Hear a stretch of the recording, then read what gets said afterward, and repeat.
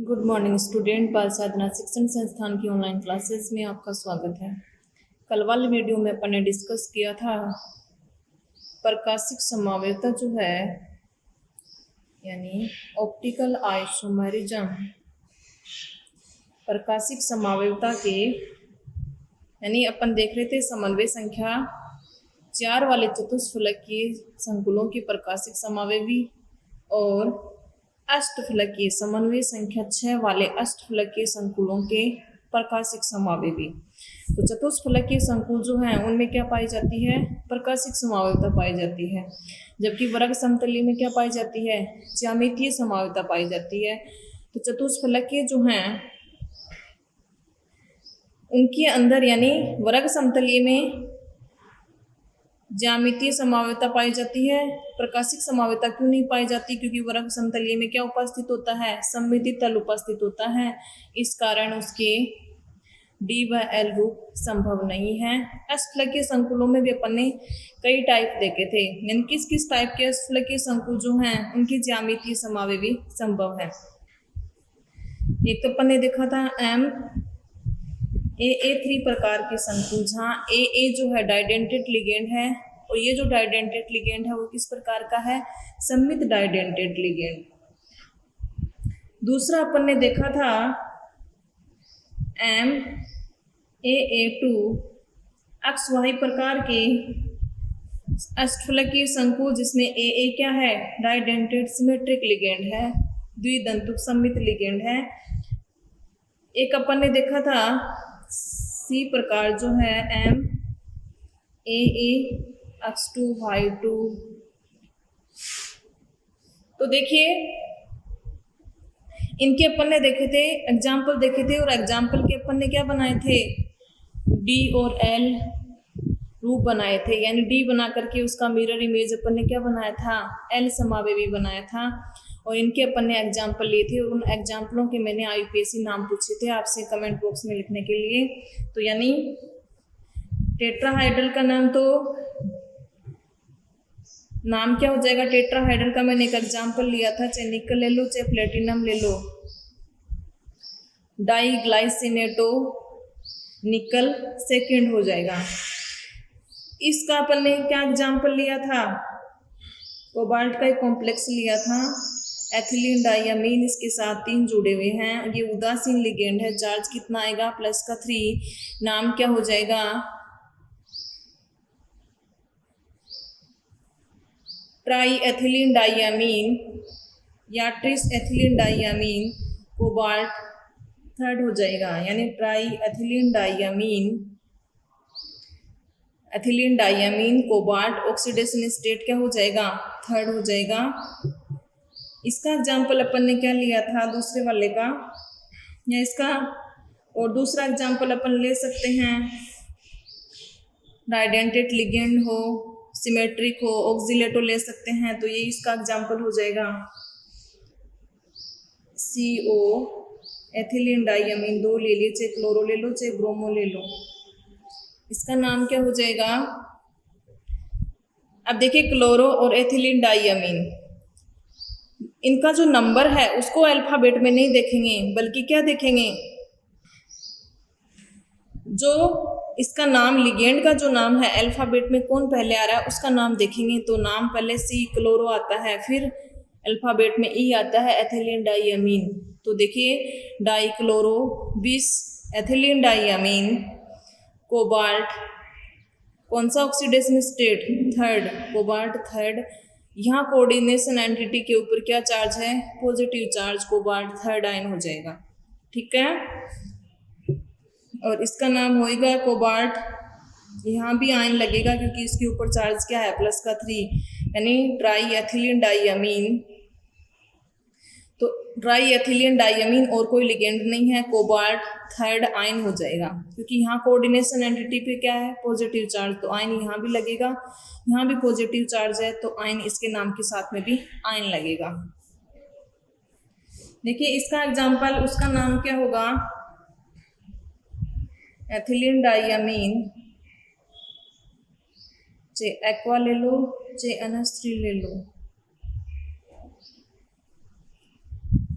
अब ये तो उस पर डिपेंड है कि अपन ने अक्स क्या लिया, भाई क्या लिया है। ये भी उदासीन है, ये भी उदासीन है। ये सिमेट्रिक डाइडेंटेट लिगेंड है, ये अपन ने ऋण आयनिक लिगेंड यहाँ पर माना है। तो यहाँ हो सकता है अपन ऋण आयनिक ले तो वो एग्जाम्पल भी ले सकते हैं। तो देखिए 3 लिगेंड हो गए। तो डाईअमीन ए पहले आता है, तो डाईअमीन, डाईक्लोरो एथिलीन डाईअमीन, कोबाल्ट। इसके ऊपर यदि यहाँ पॉजिटिव लगा दें तो उस स्थिति में कोबाल्ट थर्ड आयन हो जाएगा, और यदि ये चार्ज नहीं लगाएंगे तो कोबाल्ट सेकेंड हो जाएगा, फिर आयन नहीं लगाएंगे। अब कोऑर्डिनेशन एंटिटी पे क्या है, पॉजिटिव चार्ज, ऑक्सीडेशन स्टेट क्या हो जाएगा, थर्ड हो जाएगा, नाम क्या हो जाएगा, कोबाल्ट थर्ड आयन। तो ये तो हो गए इनके आयुपेशी नाम। अब देखिए अगला जो टॉपिक है वो है उपसह संयोजक यौगिकों में बंधन। उपसह संयोजक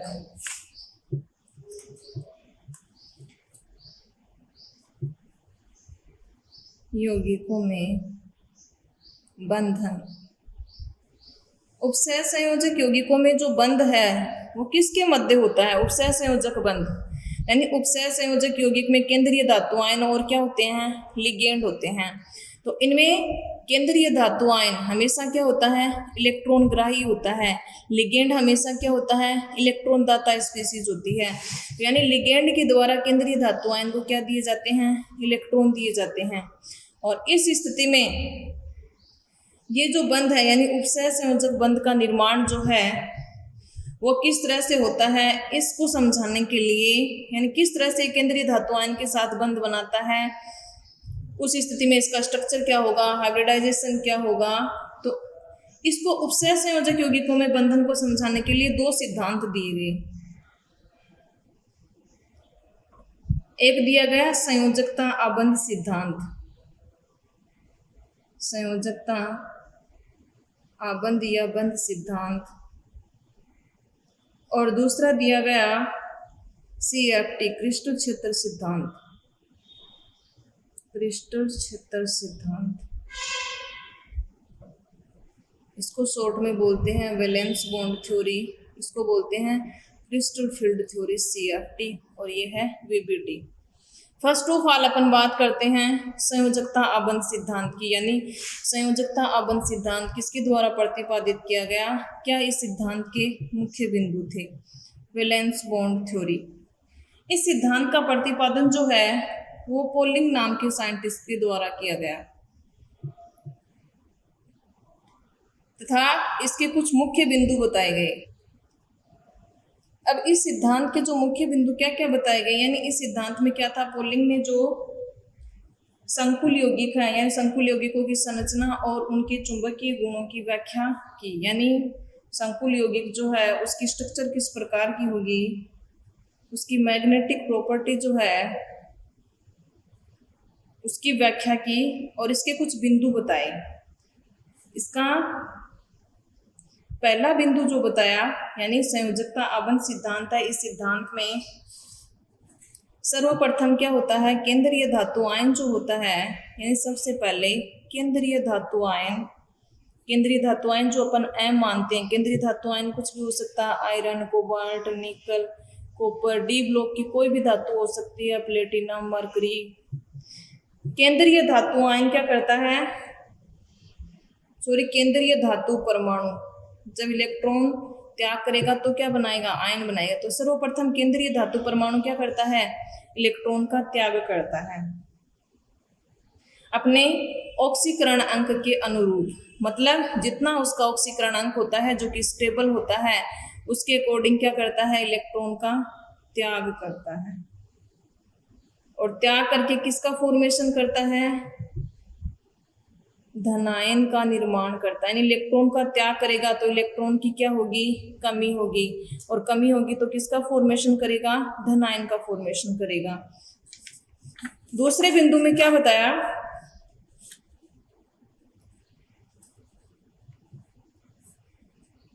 इलेक्ट्रॉन का त्याग करने के पश्चात ये जो केंद्रीय धातु परमाणु है अब किस में चेंज हो गया, ये केंद्रीय धातु आयन में चेंज हो गया। अब ये जो केंद्रीय धातु आयन है लिगेंड के साथ बंध बनाने के लिए यानी केंद्रीय धातु आयन जिसका ऑक्सीडेशन स्टेट मान लीजिए अपने ऑक्सीडेशन स्टेट के अनुरूप स्टेबल ऑक्सीडेशन स्टेट मान लीजिए इसका +2 है, किसी का +3 होता है, यानी कोबाल्ट का +3 ज़्यादा स्थायी होता है, प्लेटिनम का +2 भी होता है, +4 भी होता है, मरकरी का +1 होता है, +2 होता है, कॉपर का +1 होता है, +2 होता है, जिंक का +2 स्थायी होता है। तो अपने ऑक्सीकरण अंक के अनुरूप इलेक्ट्रॉन का त्याग करने के पश्चात क्या होता है, धनायन का जो फॉर्मेशन करता है। अब इस धनायन के साथ लिगेंड के साथ ये धनायन क्या करेगा, लिगेंड के साथ बंध बनाएगा, और लिगेंड के साथ बंध बनाने के लिए क्या करेगा, इसके पास जो रिक्त कक्षक हैं वो रिक्त कक्षक ये उपलब्ध करवाएगा। जो लिगेंड इसके संपर्क में आएगा तो ये अपने जो रिक्त कक्षक हैं वो अवेलेबल करवा देगा। फिर लिगेंड क्या करेगा, उन रिक्त कक्षकों में लोन पेयर के इलेक्ट्रॉन देगा और उसके साथ क्या बना लेगा, उपसह संयोजक बंध बना लेगा। तो देखिए जो ही लिगेंड, अब कितने लिगेंड इसके संपर्क में आ रहे हैं, उन लिगेंड की संख्या के अनुरूप ये जो केंद्रीय धातु आयन है वो क्या करवाता है, रिक्त कक्षक उपलब्ध करवाता है। वो रिक्त कक्षक D का हो सकता है, S का हो सकता है, P का हो सकता है, तीनों प्रकार के कक्षक हो सकते हैं। ये उसके इलेक्ट्रॉनिक कॉन्फ़िगरेशन पे डिपेंड करता है। इलेक्ट्रॉनिक कॉन्फ़िगरेशन D में कितने हैं, S में कितने हैं, P रिक्त है। तो इस स्थिति में यानी वो रिक्त जो है वो अवेलेबल कराएगा किसको, लिगेंड को। लिगेंड क्या करेगा, इलेक्ट्रॉन युग्म प्रदान करेगा और कौन से बॉन्ड का फॉर्मेशन कर लेगा, उपसह संयोजक बॉन्ड का फॉर्मेशन कर लेगा। अब देखिए कई लिगेंड जो होते हैं वो होते हैं दुर्बल लिगेंड, और कई जो होते हैं वो होते हैं प्रबल लिगेंड। अब दुर्बल लिगेंड जो है उसका आपको यह ध्यान में रखना है, दुर्बल लिगेंड कौन कौन से हैं, फ्लोरो है, क्लोरो है, ब्रोमो है, आइडो है, हाइड्रोक्सो है, ऑक्सीलेटो है। ये जो होते हैं ये होते हैं दुर्बल क्षेत्र लिगेंड होते हैं। और प्रबल क्षेत्र लिगेंड कौन कौन से होते हैं, कार्बोनाइल होता है, साइनो होता है, नाइट्रो होता है, एथिलीन डाइअमीन होता है, NH3 होता है, पिरिडीन होता है। ये होते हैं प्रबल क्षेत्र लिगेंड। अब इनका कार्य क्या है, यानी केंद्रीय धातु आयन के साथ हो सकता है लिगेंड के रूप में ये हो, और हो सकता है केंद्रीय धातु आयन के साथ लिगेंड के रूप में ये उपस्थित हो उपसह संयोजक यौगिक में। तो देखिए यदि केंद्रीय धातु आयन के साथ दुर्बल क्षेत्र लिगेंड है तो उस स्थिति में, यानी जैसे केंद्रीय धातु आयन है उसके साथ से क्लोरो जुड़ा हुआ है, 4 जुड़े हुए हैं, 6 जुड़े हुए हैं, या ब्रोमो जुड़े हुए हैं, या हाइड्रोक्सो जुड़े हुए हैं, तो उस स्थिति में क्या होगा, ये दुर्बल क्षेत्र लिगेंड जो है इसके यानी D ब्लॉक की धातु है तो D में इलेक्ट्रॉन उपस्थित होंगे। तो D में जो अयुग्मित इलेक्ट्रॉन है, अयुग्मित इलेक्ट्रॉन उनका युग्मन नहीं करवा पाएगा। जो ये इसके संपर्क में आएगा दुर्बल क्षेत्र लिगेंड केंद्रीय धातु आयन के पास क्यों आएगा, बंध बनाने के लिए आएगा। इसके पास इलेक्ट्रॉन की कमी है, ये इलेक्ट्रॉन ग्राही है और ये इलेक्ट्रॉन क्या है, दाता है, इसके पास इलेक्ट्रॉन की अधिकता है, ये बंध बनाएगा इसके साथ, फिर उपसह संयोजक यौगिक का फॉर्मेशन होगा। तो अयुग्मित इलेक्ट्रॉन जो है दुर्बल क्षेत्र लिगेंड उसका युग्मन नहीं करवा पाता है, जो कि इसी टॉपिक में मैं आगे समझाऊंगी उदाहरण लेकर के। फिर अपन हाइब्रिडाइजेशन निकालेंगे कि इसमें हाइब्रिडाइजेशन क्या होता है। प्रबल क्षेत्र लिगेंड क्या होते हैं, यानी प्रबल क्षेत्र लिगेंड क्या करते हैं कि जो ही केंद्रीय धातु आयन के संपर्क में आते हैं, यानी केंद्रीय धातु आयन के साथ जुड़ा हुआ है एथिलीन डाइअमीन या जुड़ा हुआ है NH3, तो उस स्थिति में क्या होगा, जो ये केंद्रीय धातु आयन के संपर्क में आएंगे तो इसके D में या S में P में जो भी इलेक्ट्रॉन हैं तो वो इलेक्ट्रॉन का क्या करवा देंगे, पेयरिंग करवा देंगे, युग्मन करवा देंगे, युग्मन करवा देंगे।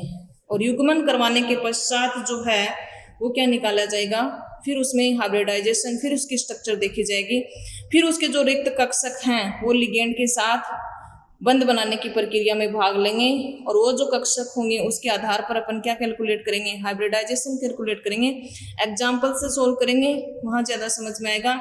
यहाँ केवल आपको याद करना है दुर्बल क्षेत्र लिगेंड क्या है और प्रबल क्षेत्र लिगेंड क्या है, यानी दुर्बल क्षेत्र लिगेंड कौन कौन से होते हैं और प्रबल क्षेत्र लिगेंड कौन कौन से होते हैं। अब देखिए अगला बिंदु क्या बताया गया है, ये तो हो गया प्रबल क्षेत्र और दुर्बल क्षेत्र लिगेंड का। इस सिद्धांत में अगला जो बिंदु बताया गया, जब आंतरिक डी कक्षक यानी ये जो रिक्त कक्षक हो गए जिनके साथ लिगेंड ने उपसहसंयोजक बंध बनाया है या लोन पेयर के इलेक्ट्रॉन अपने दिए हैं, तो उस स्थिति में उसके कौन कौन से कक्षक भाग लेते हैं, यानी डी भाग लेता है, एस भाग लेता है, पी भाग ले सकता है। और इन कक्षकों की ऊर्जा क्या होती है, लगभग समान होती है, यानी लगभग समान ऊर्जा के जो कक्षक हैं वो संकरण की प्रक्रिया में भाग लेते हैं, बंध बनाने की प्रक्रिया में भाग लेते हैं। अर्थात ये जो सिद्धांत है वो किस पर आधारित है, संकरण पर आधारित है।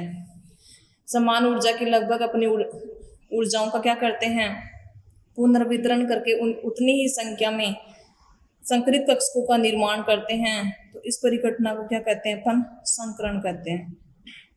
तो देखिए ये जो डी कक्षक हैं जो कि लिगेंड को अवेलेबल करवाए गए हैं, रिक्त डी, एस और पी, हो सकता है ये आंतरिक डी कक्षक हो, यानी पहले डी हो फिर एस हो फिर पी हो, या फिर हो सकता है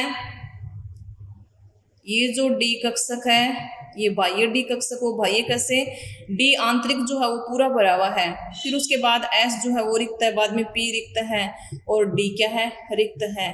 तो इस स्थिति में ये क्या होगा, बाह्य डी कक्षक। एग्जाम्पल से समझाएंगे तो वहाँ दोबारा समझा दूंगी आपको, यहाँ केवल पॉइंट समझ लीजिए वीबीटी थ्योरी का, कि यानी जब संकरण की प्रक्रिया में आंतरिक डी कक्षक भाग लेते हैं तो आंतरिक कक्षक संकुल का निर्माण होता है, आंतरिक कक्षक संकुल का निर्माण होता है। जैसे अपन लिखते हैं ना हाइब्रिडाइजेशन में, एक बार तो लिखते हैं D2sp3 और एक बार अपन लिख देते हैं sp3d2। इसका मतलब क्या है, यानी आंतरिक डी कक्षक पहले डी भाग लेता है, फिर एस भाग लेता है, फिर पी भाग लेता है। तो आंतरिक डी कक्षक जब संकरण की प्रक्रिया में भाग लेते हैं तो आंतरिक कक्षक संकुल का फॉर्मेशन होता है। और जब बाह्य डी कक्षक भाग लेते हैं, पहले एस के बाद में पी के बाद में बच गए जो वो डी के, डी कक्षक संकरण की प्रक्रिया में भाग लेते हैं तो किसका फॉर्मेशन होता है, बाह्य कक्षक संकुल का फॉर्मेशन होता है, बाह्य कक्षक संकुल का फॉर्मेशन होता है। ये जो आंतरिक कक्षक संकुल है इसको निम्न चक्रण संकुल भी कहा जाता है। समझाएंगे आपको निम्न चक्रण संकुल क्या होता है। इसको कहा जाता है उच्च चक्रण संकुल। बाह्य कक्षक संकुल जो है उसको कहा जाता है उच्च चक्रण संकुल और इसको कहा जाता है निम्न चक्रण संकुल। तो आंतरिक डी कक्षक जब भाग लेते हैं तो उस स्थिति में उस संकुल को आंतरिक कक्षक संकुल कहा जाता है या निम्न चक्रण संकुल कहा जाता है। और बाह्य डी कक्षक संकरण की प्रक्रिया में भाग लेते हैं तो उसको बाह्य कक्षक संकुल या उच्च चक्रण संकुल कहा जाता है। अब देखिए अगला बिंदु इसमें क्या बताया गया कि यदि संकुल में अयुग्मित इलेक्ट्रॉन उपस्थित हैं, अयुग्मित इलेक्ट्रॉन यानी प्रबल क्षेत्र लिगेंड उपस्थित है तब तो इलेक्ट्रॉन का क्या करवा देगा, युग्मन करवा देगा। लेकिन कई बार ऐसे होता है कि जैसे 9 इलेक्ट्रॉन है तो उनका युग्मन करवाएंगे तो 8 का तो हो जाएगा, क्योंकि एक कक्षक में अधिकतम 2 इलेक्ट्रॉन आ सकते हैं। तो 4 तो वैसे आ जाएंगे, 4 तो पेयरिंग है, लेकिन एक क्या रह जाएगा, अनपेयर रह जाएगा। तो अयुग्मित इलेक्ट्रॉन यदि उपस्थित हैं संकुल में, जब अपन हाइब्रिडाइजेशन निकालते हैं उस स्थिति में कोई अयुग्मित इलेक्ट्रॉन रह जाता है तो उसकी प्रकृति क्या होती है, अनुचुंबकीय।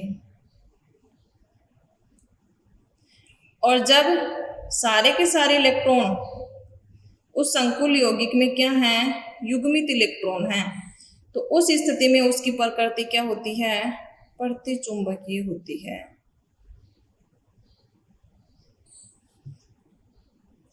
तो किसका निर्धारण कर लेंगे, चुंबकीय प्रकृति का निर्धारण कर लेंगे कि यह अनुचुंबकीय होगा या प्रतिचुंबकीय।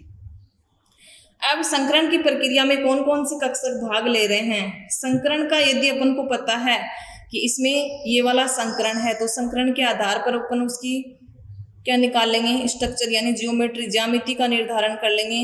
और क्या ज्ञात कर लेंगे, उसके अंदर बॉन्ड एंगल का मान कितना है वो ज्ञात कर लेंगे। और क्या ज्ञात कर लेंगे, उसकी चुंबकीय प्रकृति ज्ञात कर लेते हैं। यानी यदि उसमें अपन दिए गए संकुल यौगिक में यदि अपन संकरण निकाल लेते हैं कि कौन से कक्षक रिक्त हो गए, कौन से संकरण की प्रक्रिया में कक्षकों ने भाग लिया है, फिर अपन क्या निकालेंगे, उसकी स्ट्रक्चर, इसकी संरचना किस प्रकार की होगी, इसमें बॉन्ड एंगल कितना होगा। यदि संरचना का पता है, कौन सा हाइब्रिडाइजेशन है, स्ट्रक्चर इस प्रकार की होती है तो ये स्ट्रक्चर है, तो इसमें बॉन्ड एंगल का मान इतना होगा। और हाइब्रिडाइजेशन के दौरान उसकी चुंबकीय प्रकृति यदि अयुग्मित इलेक्ट्रॉन है तो अनुचुंबकीय हो जाएगी, और युग्मित है तो क्या हो जाएगी, प्रतिचुंबकीय हो जाएगी। जैसे फॉर एग्जाम्पल संकरण का प्रकार यदि है एसपी प्रकार का संकरण है, ये टेबल मैंने आपको 11th क्लास में भी समझाई थी यदि, लेकिन वहाँ कोऑर्डिनेशन कंपाउंड में नहीं था। एसपी प्रकार का संकरण है तो उस स्थिति में स्ट्रक्चर क्या होती है, यानी जियोमेट्री की बात करें लीनियर होती है। लीनियर है, बॉन्ड एंगल का मान कितना होता है, 180 डिग्री होता है। sp2 प्रकार का हाइब्रिडाइजेशन है, आकृति क्या होती है, त्रिकोणीय होती है, ट्राइंगुलर होती है, त्रिकोणीय होती है। बॉन्ड एंगल का मान कितना होगा, 120 डिग्री होगा। यदि हाइब्रिडाइजेशन का प्रकार sp3 है तो आकृति किस प्रकार की होती है, टेट्राहेड्रल होती है, चतुष्फलक की होती है। बॉन्ड एंगल का मान कितना होता है, 109 डिग्री 28 मिनट होता है। यदि हाइब्रिडाइजेशन का प्रकार है dsp2, आकृति किस प्रकार की होगी, वर्ग समतलीय या स्क्वायर प्लेनर, वर्ग समतलीय या स्क्वायर प्लेनर होती है। बॉन्ड एंगल का मान कितना होता है, 90 डिग्री होता है। यदि आकृति है D2sp3 या sp3D2 प्रकार का हाइब्रिडाइजेशन है, आकृति किस प्रकार की होती है, ऑक्टाहेड्रल यानी अष्टफलकीय प्रकार की आकृति होती है। तो प्रत्येक बॉन्ड एंगल जो है वो कितने का होता है, 90 डिग्री का होता है। तो ये उपसहसंयोजक यौगिकों में अपन यदि हाइब्रिडाइजेशन का पता है तो उस स्थिति में अपन क्या ज्ञात कर लेंगे, उसकी ज्योमेट्री ज्ञात कर लेंगे और उसमें बॉन्ड एंगल का मान कितना होगा उसका निर्धारण अपन कर लेते हैं। अब देखिए, यानी बीबीटी के द्वारा अपन ने क्या क्या देखा। सबसे पहले क्या होता है, केंद्रीय धातु आयन जो है वो इलेक्ट्रॉन का त्याग करता है, अपने अनुरूप स्थायी ऑक्सीकरणांक जो है उसके अनुरूप इलेक्ट्रॉन का त्याग करके किसका फॉर्मेशन करता है, धन आयन का फॉर्मेशन करता है। फिर लिगेंड जो है, यानी उसके कितने लिगेंड उसके जब संपर्क में आता है तो जितने लिगेंड उसके संपर्क में आते हैं उतने वो क्या कराता है, रिक्त कक्षक उपलब्ध करवाता है। रिक्त कक्षक उपलब्ध करवाएगा क्योंकि लिगेंड के द्वारा उसमें क्या दिए जाएंगे, इलेक्ट्रॉन दिए जाएंगे। और फिर किस बॉन्ड का फॉर्मेशन किया जाएगा, उपसहसंयोजक बॉन्ड का फॉर्मेशन किया जाएगा। अब इस स्थिति में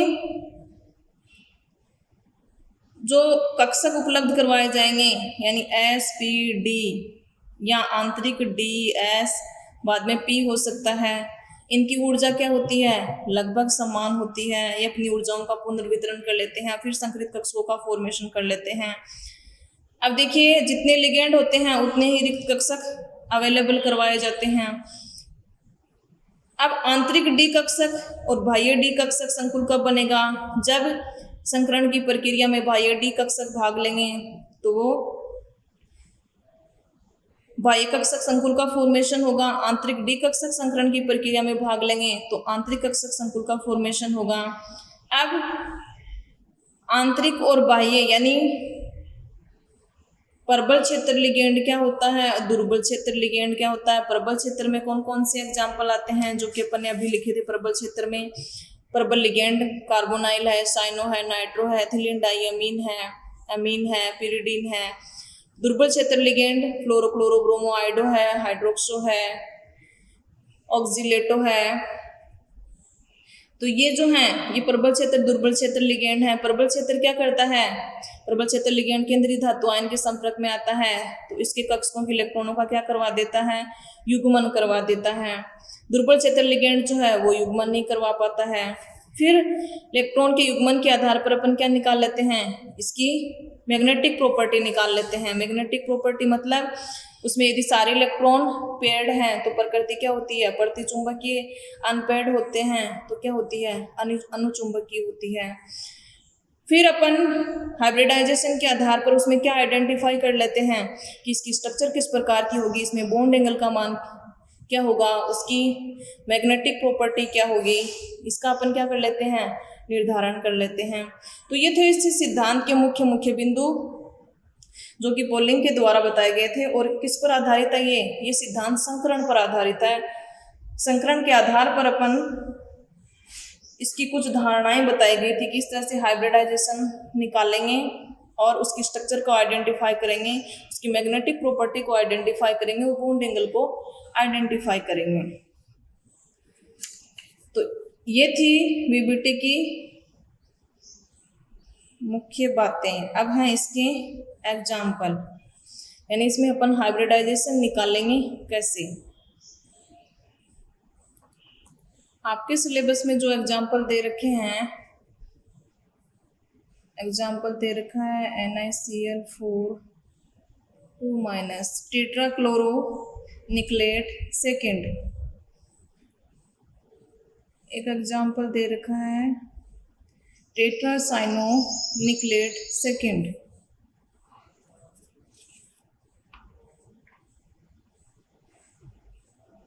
एक एग्जाम्पल हेक्साअमीन कोबाल्ट थर्ड आयन, यानी यहाँ पॉजिटिव चार्ज है तो अपन क्या लगाएंगे, आयन लगाएंगे। तो हेक्साअमीन कोबाल्ट थर्ड आयन इसका आईपीएसी नाम हो जाएगा। एक जो है ये है हेक्साफ्लोरो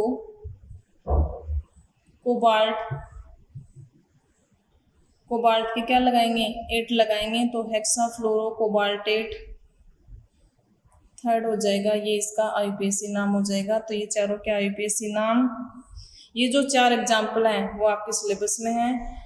2 एग्जाम्पल मैं समझा देती हूँ, 2 आप खुद सोल्व करके देख लेना, नहीं समझ में आए तो फिर दोबारा से पूछ लेना। ये जो एग्जाम्पल है इनमें अपन हाइब्रिडाइजेशन कैसे निकालेंगे तो इसका डिस्कशन करेंगे अपन नेक्स्ट वाले वीडियो में। आज के लिए आपके लिए जो क्वेश्चन आपके लिए जो है वो ये है, यानी कोई 4 प्रबल क्षेत्र लिगेंड जो हैं, प्रबल क्षेत्र लिगेंड हैं उनके एग्जाम्पल आपको बताने हैं, और 4 ही दुर्बल क्षेत्र लिगेंड जो हैं उनके एग्जाम्पल बताने हैं, ताकि इन एग्जाम्पलों में आपके ये काम में आएंगे। प्रबल क्षेत्र लिगेंड और कौन सा दुर्बल क्षेत्र लिगेंड है ये आपको याद करना है। नाम आईपीएसी मैंने आपको इनके बता दिए हैं।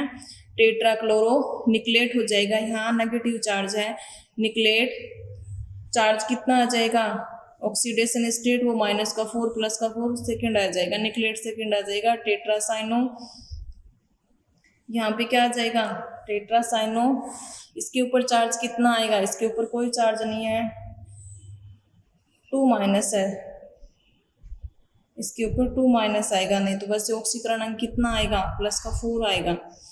यदि पक्षांतरण कर देंगे तो +4 होगा, निकर का +4 नहीं होता, यदि प्लेटिनम होता तो हो जाता। तो यहाँ पे क्या हो जाएगा, टेट्रासाइनो निकलेट सेकेंड हो जाएगा, ये इसका आईपीएसी नाम हो जाएगा। हेक्साअमीन कोबाल्ट थर्ड आयन हो जाएगा, हेक्साफ्लोरो कोबाल्टेट थर्ड हो जाएगा। कोबाल्टेट 8 लगाएंगे क्योंकि इसके ऊपर क्या है, कोऑर्डिनेशन स्पेयर पे नेगेटिव चार्ज है।